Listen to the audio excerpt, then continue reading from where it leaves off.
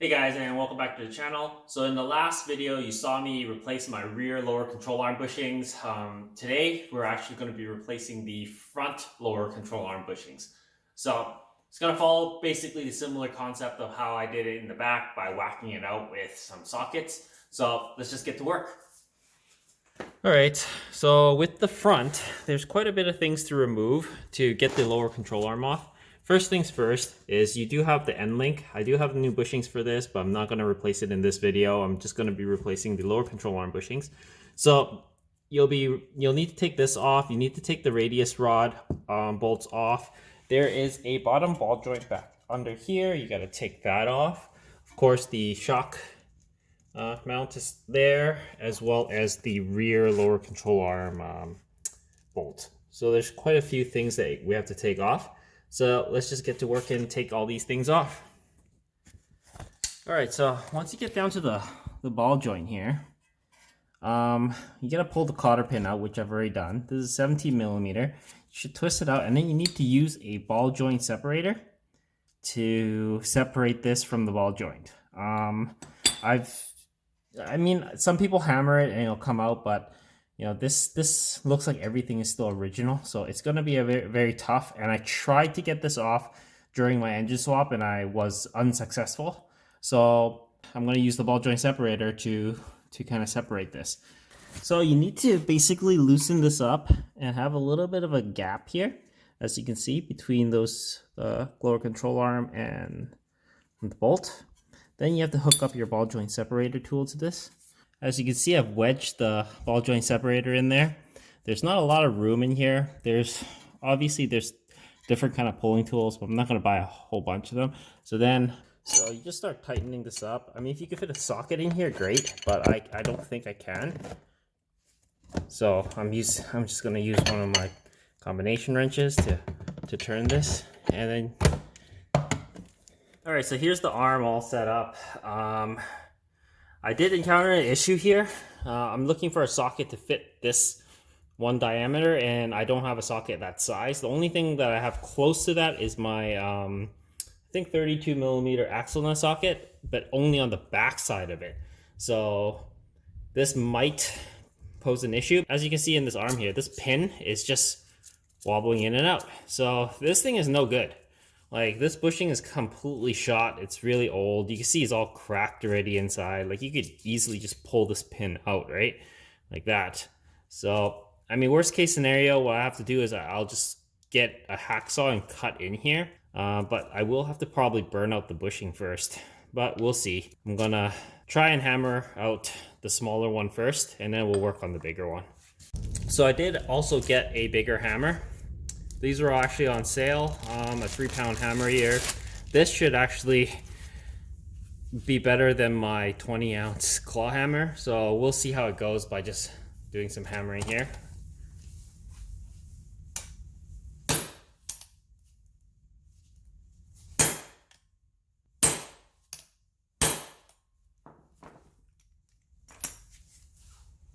The bushing hasn't moved.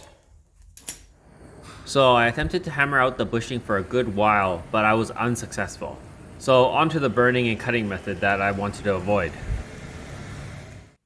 Alright, so after you're done burning out the bushings, basically how I did it was I burned the center pin first, heated it up, punched that pin out, then I heated up the circle, I guess the sleeve, and then as the rubber starts to melt and heat up in there, I got a screwdriver and just poked it out, all that rubber. So you want all this rubber to be kind of as clean as possible. It's less friction when you start sawing.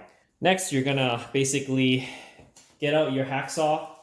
I'm using basically a 18 PPI DeWalt hacksaw blade. This blade actually works really well. It cuts through like no problem, but you gotta be careful. It might cut through the arm, like, so you just got to watch how far you go. I've already done the driver's side, so this side is actually the passenger side, and I actually cut through a little bit, so there's a little bit of a groove inside there, but you know, it's kind of hard not to cut through. So just hook up your hacksaw and I guess clamp it down, or have someone hold down the leg and just cut a slit into it. you only need one slit. So this table isn't very sturdy, so I have to like really hold onto it and gently cut into it.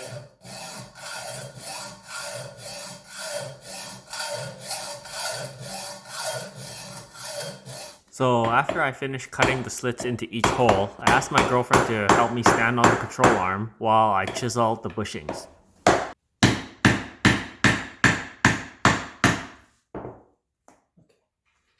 Let's flip it around. I think it's collapsed enough for me to hammer it up with this.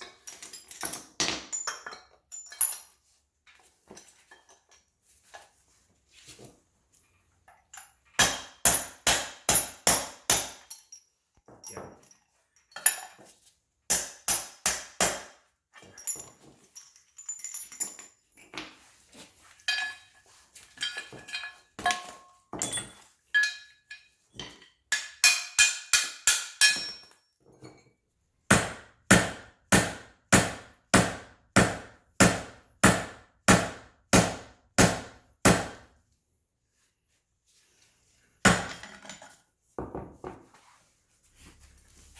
Popped out quite a bit. Kind of have to just keep whacking at it. Unless I had a socket, I could probably punch it. Not a good one. Oh, yeah, I have to use this one.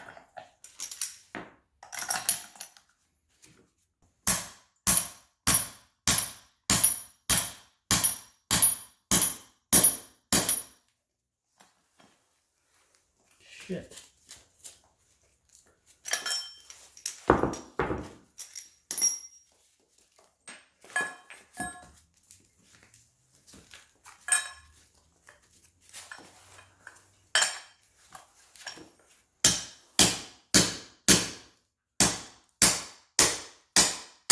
There, done.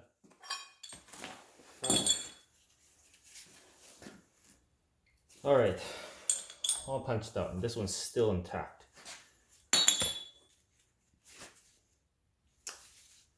Well, that took a lot of work.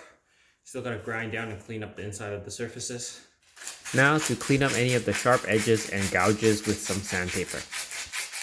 So this is the front lower control arm all complete with the bushings in place. This one was actually much more difficult than doing the rear.